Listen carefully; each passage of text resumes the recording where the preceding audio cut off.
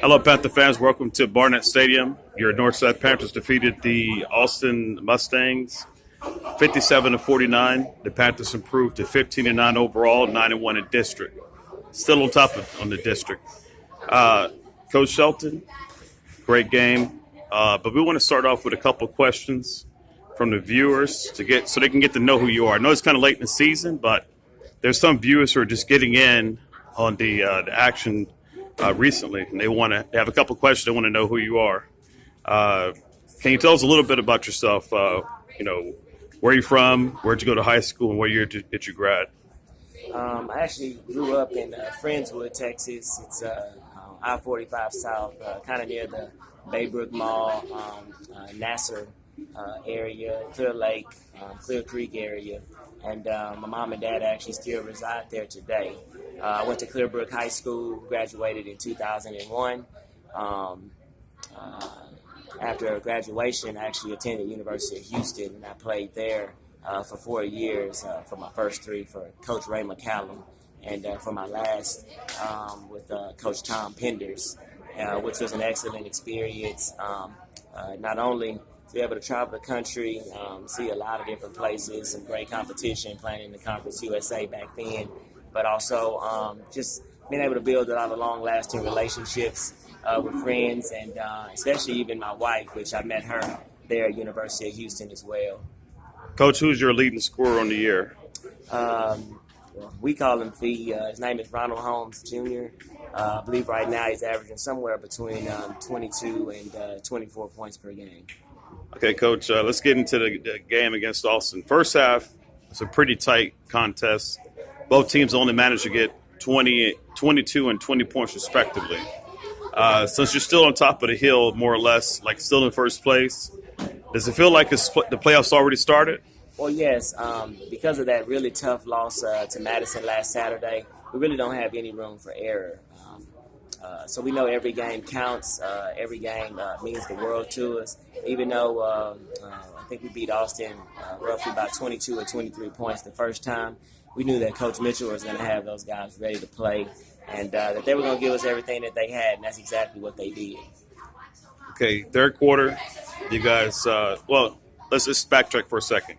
So since you guys were real tight with Austin 22 to 20, we like to ask, what was the talk in the locker room? We like to always know what was said at halftime to increase the intensity, because it's more or less a defensive battle, because Austin apparently was trying to stick with you guys and turn up the heat to keep to stay close in this contest. So we like to ask you every time, what was said in the locker room? Well, I think halftime was really more about us. I think at that time we had, I don't know, I believe it was 10 or 12 turnovers already. We had also given up 9 offensive rebounds. My coaching staff does a great job of charting offensive rebounds that we give up and turnovers at all times. So we knew we hadn't capitalized on near enough of our own possessions, because Austin, they make you do a lot of work on the defensive end. You know, they'll swing the ball numerous times before they even look to get up a shot.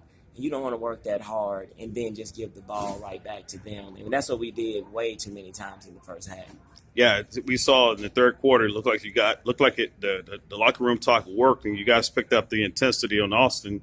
That coach had to keep burning timeouts to try to slow you guys down.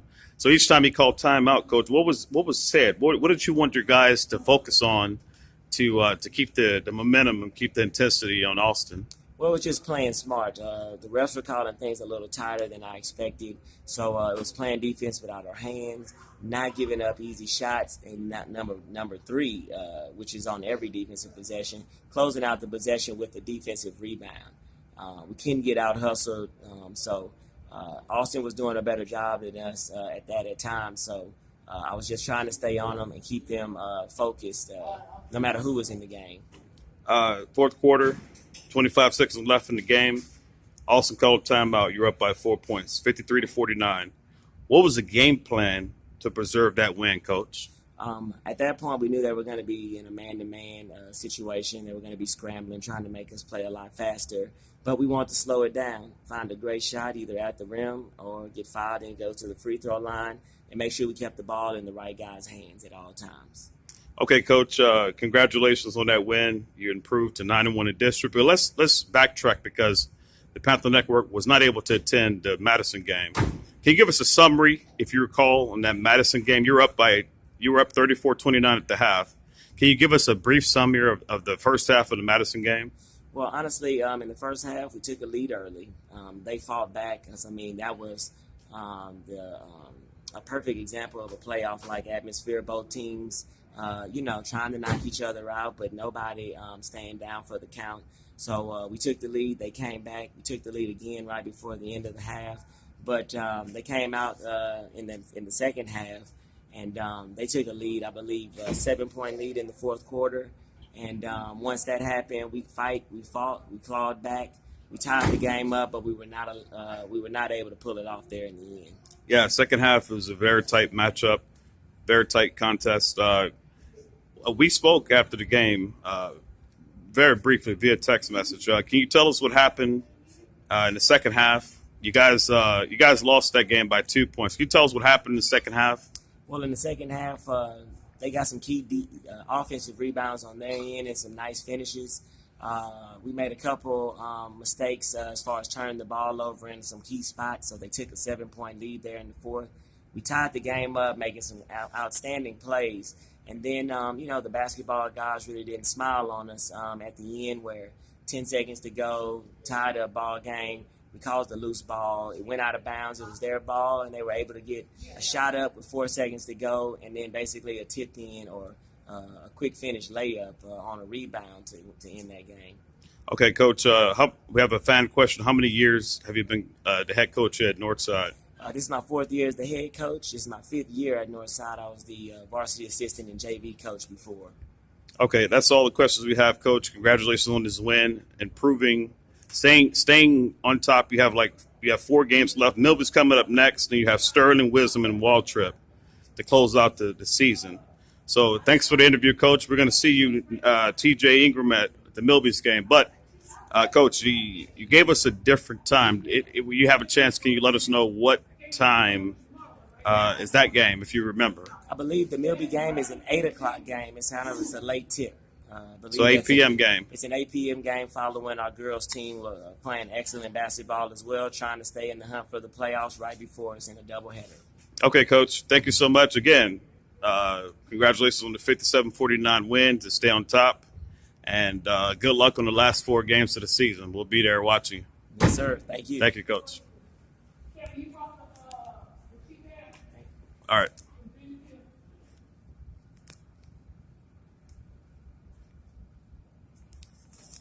Okay, guys, I can't seem to change to the front camera. So anyway, we have a couple prizes for you guys who've watched this upload, this taping. We have Chris Paul Rockets shirt. We have 2 tickets to the Rockets versus Dallas Mavericks up for grabs. We have 5 questions that you must answer via text message. Number 1, what high school did Coach Shelton attend, and what year did he graduate? Number 2, how many years has he been a coach at Northside? Number 3, what was the score at halftime of the Madison-Northside game? Number 4, on the Panther Network's Instagram page, what is the picture on the icon? What is it a picture of? And last question, who is the Panthers' leading scorer on the year? Again, your Panthers improved to 15-9, 91 on the year to stay on top of the district. This is Nick Harris reporting live over at Barnett Stadium. We'll see you guys at the Milby game. Have a good night.